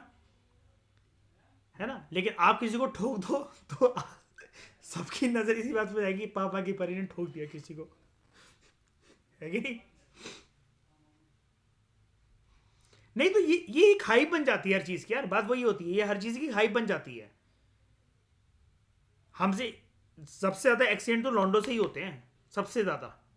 ठीक है, लेकिन वही वाली बात है, इंस्टा पे रील्स वही वाली वायरल चलती हैं, यूट्यूब पे फनी वीडियोस ही वही आती हैं, कि एक बंदी पेट्रोल पंप में घुसी चली गई, है ना, एक बंदा वो खड़ा हुआ था, उसी को खड़े खड़े ठोक दिया, फिर कहती है भैया साइड में नहीं हो सकते, आप देख नहीं सकते मैं आ रही थी। ठीक है, तो ये है प्रॉपर पापा की परी। तो जॉब चेंजेस ड्यू टू कोविड-19 pandemic have accelerated the need for more training for both tech and non-tech workers on digital capabilities in India. In the next few years, some of some of the most in-demand digital skills would be the ability to use cloud-based tools such as developer tools, online collaborations, accounting, customer relationship management, software, machine learning, cloud architecture design, and cyber security skills. ठीक है, जैसे कि मयूर, जब मुझे अपने P2P transaction में USDT release करने होते हैं, है ना, तो ये जो है एक तरीके से आप कह लो साइबर सिक्योरिटीज के लिए तो है ना, उसके अंदर जो हमें चाहिए होता है, जो कोड डलवाना होता है, क्या कहते हैं उसको, गूगल ऑथेंटिकेटर, है ना, ऑथेंटिकेटर। तो वो ना करके जो आपने एक पता नहीं अंदर कुछ बाइनेंस के अंदर कुछ करवाया था ना मेरे, हाँ पास की, जो आप जिसके थ्रू आपने वो रिलीज करवाया था, तो मुझे तो समझ में भी नहीं आ रहा था, एक दिन मेरे लाखों रुपए अटक के रह गए थे, नहीं कि रह गए थे उसके अंदर, आपने आके वो सब कुछ पूरा सेटअप करा था वो सिस्टम अंदर से आकर के, यार ये ऐसा होता है वो होता है। तो वो वाली बात है, मेरी को ट्रांजैक्शन करनी है वहाँ बैठे, और बाइनेंस ने रातों रात अपनी पॉलिसी चेंज कर दी थी, मेरी ट्रांजैक्शन हो गई है, अब मुझे सामने वाले के जो क्रिप्टोज हैं वो रिलीज करके देने हैं, उसने मेरे पैसे मेरे बैंक अकाउंट में भेज दिए हैं। अब मैं उस टाइम पर अगर रिलीज नहीं करता तो फ्रॉड और एलिगेशन के चार्जेस लगते मेरे ऊपर, कि बंदा जो है क्रिप्टोज लेकर भाग गया, उसने पैसे भी मंगवा लिए अपने अकाउंट के अंदर, और मेरा अकाउंट ब्लॉक हो जाता। होता कि नहीं होता ऐसा? तो वो है कि पास कीज वगैरह, अब ये सीखना वो आसान था क्या? मुझे तो कुछ चीज़ समझ में नहीं आ रही थी उसके अंदर, कि चलता कैसे, काम कैसे करता है, क्या होना चाहिए इसका, क्या नहीं होना चाहिए। ठीक है, उसके बाद skill education integrated with school education, national education policy 2020 की जो है नई वाली, it aims curriculum integration of essential subjects and skills in schools and higher education institutions, एक फेस मैनर में, ताकि नेसेसरी वोकेशनल स्किल्स लोगों को आगे चलकर जिस जॉब में वगैरह में जाना है वो इम्पार्ट करी जा सके, उनकी अवेयरनेस जो है वो डेवलप करी जा सके about the benefits of vocational education. ठीक है, और इसके लिए स्कूल लेवल पर मैंने आपको बताया था लैब्स चलती हैं, अडल्ट टिंकरिंग लैब्स। ठीक है, उसके बाद department of school education literacy under ministry of education, ये इंप्लीमेंट करिए स्कीम को vocationalisation of school education under the umbrella of संग्राम शिक्षा, and integrated scheme for school education, a centrally sponsored scheme. Scheme जो है it aims at integrating vocational education with journal academic education in all schools, enhancing employability and entrepreneurial abilities of the students, providing exposure to work environment, generating awareness among students about various career options, ताकि so as to enable them to make choices in accordance with their aptitude, competencies and aspirations. उसके बाद scheme aims to facilitate and make education more relevant and create industry fit skilled workforce. फिर skill hubs are nodal skill centers identified to provide skill development and vocational training opportunities to target population segments from class 6 and 8th. Introduction to world of work through orientation, industry visits, backless days. Backless days समझते हो, मतलब burden ना हो, मतलब basically. ठीक है, बच्चे तो देखो ना 6 to 8. फिर 9 to 12 के लिए it is aimed at exposing students to skill development avenues, school drop outs, out of education, aim for academic credit, mainstreaming back to education and और apprenticeship and employment linkages. Challenges क्या है इसके अंदर? Insufficient training capacity, जो training है वो sufficient नहीं है to ensure a job after completion of training, causing low employability rate. तो वो डिमांड सप्लाई का जो गैप है वो बढ़ता ही चला जाएगा फिर इसकी, या फिर वो ऐसे ही रहेगा. Mismatch in skill demand and training available in different sectors and regions, underdeveloped infrastructure और training centres, lack of entrepreneurship skills among train people which leads to less than expected job creation after completion of training. यानी कि training institute में training अच्छे से नहीं हो रही है. Low industry interface of the training institutes impacts the placement of trainees.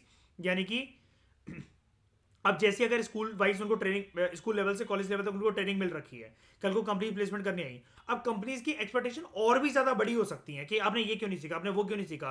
आपके अंदर नुक्स, आपके अंदर कमियां निकालने लग जाए वो कंपनी जो आपको प्लेसमेंट देने आई है, जो आपको पैकेज देने आई है.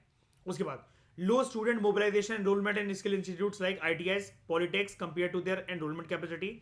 This is due to low awareness level among youths about the skill development programs. Lower public perception about vocational training compared to formal education in India. उसके बाद international collaboration for skill development. International collaboration for skill development with an aim to make India a skill capital of the world and improve mobility of skilled manpower. National Skill Development Corporation, international, it has been set up, which aims to create a network of institutions across India. This network of institutions will be called Skill India International Network. It shall be created through the empanelment of the state-of-the-art government and private institutions. MSD ने 11 memorandum of understanding भी sign करे हैं 11 countries के साथ: Australia, Belarus, China, Denmark, France, Germany, Japan, Qatar, Switzerland, UAE and UK in the field of skill development and vocational education training, ताकि हम international best practices को भी अडॉप्ट कर सकें. उसके बाद NSDC ने 18 बिजनेस टू बिजनेस MOUs भी साइन करें कंट्रीज के साथ like Australia, Canada, Germany, Japan, Malaysia, kingdom of Saudi Arabia and UAE. Government of India and government of Japan, इन्होंने एक मेमोरेंडम ऑफ कॉपरेशन साइन करा था जनवरी 2021 में on a basis framework for partnership for proper operation of the system pertaining to specified skilled worker from 14 sectors which have been identified for enhanced job opportunities for skilled Indian workers in Japan. उसके बाद MSD and Ministry of Justice, Ministry of Foreign Affairs, they have collaborated with Ministry of Health, Ministry of Health, Labour and Welfare of Japan. ये तो Japan government की ministry है. Inviting candidates from India to Japan under technical intern training programme, basically उनकी internship जो Japan में जाके वो complete करेंगे. जापान एक वैसे ही बहुत, आप जानते हो, टेक्नोलॉजिकल हब है बहुत बड़ा. और it aims to transform India's skill ecosystem by sending and accepting technical interns from India to Japan. इससे होगा क्या? Enabling Indian industries to imbibe the best practice of Japanese industries. वही चीज़ है कि हमें इंटरनेशनल बेस्ट प्रैक्टिस सीखनी है. चैप्टर आपका दोस्तों कॉम्प्रिहेंसिव तरीके से कंप्लीट हुआ. इस डिस्कशन में दोस्तों फिलहाल इतना ही. Thank you very much for discussion.